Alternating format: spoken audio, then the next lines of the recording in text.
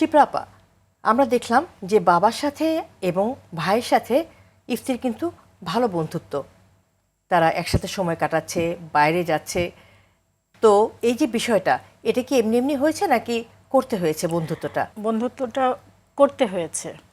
আমি সবসময় পজিটিভলি ভেবেছি আমার পরিবারের সদস্যদের, মানে ইফতিকে কখনো আমি আলাদা করে দেখি নাই।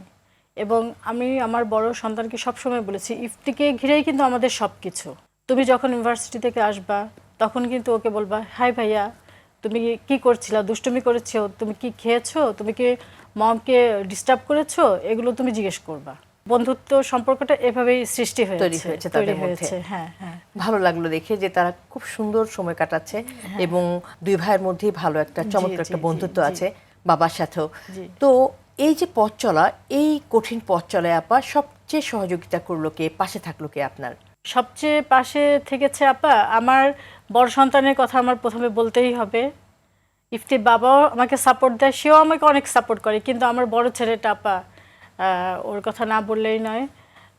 আমার বড় ছেলেটার সব সময় দেখা গেছে যে আমি যখন একটু অসুস্থ, ইফতি টয়লেটে গিয়েছে কিংবা ইফতির কিছু দরকার হয়েছে, ও বাসায় থাকলে ও কিন্তু আমাকে ডাকে না, ইফতি তুমি কিন্তু আম্মুর কাছে যাবা না, আম্মুর কাছে তুমি যাবা না, আম্মু কিন্তু অসুস্থ, আম্মুর ভালো লাগতেছে না, ভাইয়া আসো আমার কাছে আসো।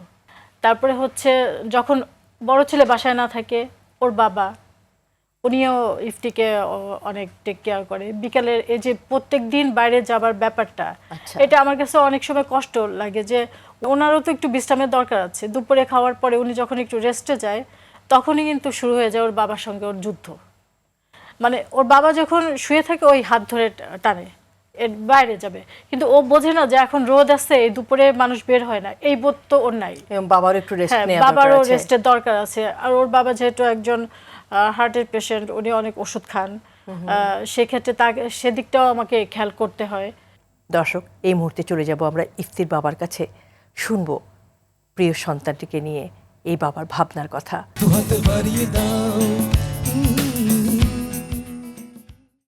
আমার ছেলে যে অটিজম, এই কথা মানে প্রথম যেদিনকে জানতে পারলাম সেদিনকে মনে হয় যেন আমার আকাশ ভেঙে মাথায় পড়ছে। আমাদের পুরো ফ্যামিলি একটা যুদ্ধের ভিতর দিয়ে গেছে।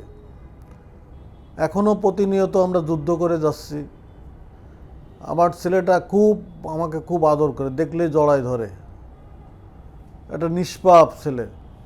আমরা যখন অটিজম বাবা মা থাকবো না তখন এদের কি হবে, এই চিন্তাই এখন সবচেয়ে বড় একটা চিন্তার বিষয়। এখন সরকার বা যারা আমাদের সংশ্লিষ্ট আছে তারা যদি এদের একটা থাকার ব্যবস্থা করে, প্রয়োজন বোধে আমাদের কাছ থেকে কিছু টাকা নিয়ে বা থাকার ব্যবস্থা করে ভবিষ্যতে, তাহলে আমার মনে হয় সেটা আরও ভালো হয়।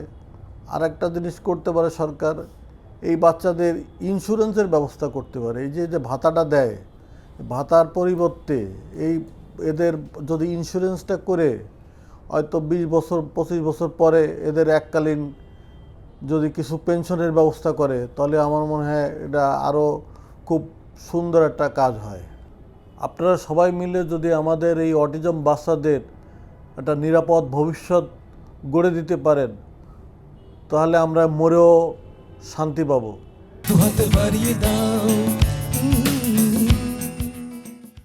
দর্শক, আমরা যখন ইফতির বাবার কথা শুনছিলাম, বাবারা তো এমনটাই স্নেহ দিয়ে মায়া দিয়ে সন্তানকে ঘিরে রাখেন। সে সন্তান যেমনই হোক না কেন, সন্তান তো সন্তানই। সেক্ষেত্রে ভালোবাসার কমতি হয় না, দায়িত্বের কমতি হয় না।